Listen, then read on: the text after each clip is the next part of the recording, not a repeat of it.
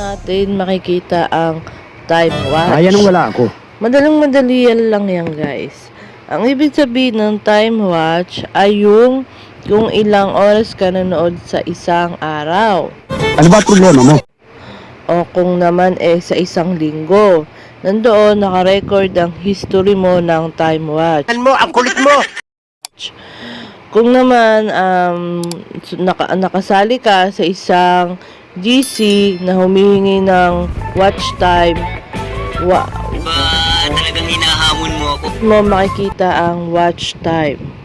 Pupunta tayo dito sa YouTube application. Pupuntahan mo yung logo na to sa taas. And dyan, makikita mo time watch. Ito siya, guys. Ayan. Iba tayo eh!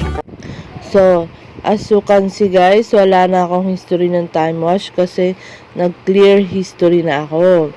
Kasi, guys, meron ako plinay. Kailangan maglagi po kayo mag-clear history para po hindi po nakikita ni Lolo o ni Whitey ang mga ginawa nyo sa loob ng ilang araw o sa mga isang linggo. Ang lakas makasa! Yun. Ganun lang po kadali, guys. Ayun o. State are based on yung watch history accurate proof of product. Ayan. Hindi kasama dito, guys, yung mga kanta. Tindakan lang yan eh. Yan.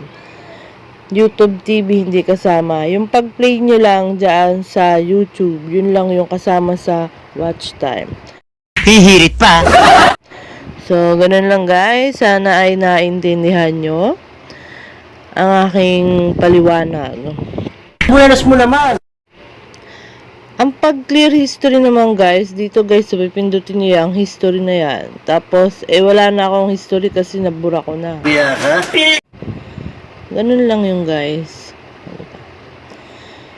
So, hanggang dito na lang po. Sana ay naintindihan nyo ang aking maiksing paliwanag.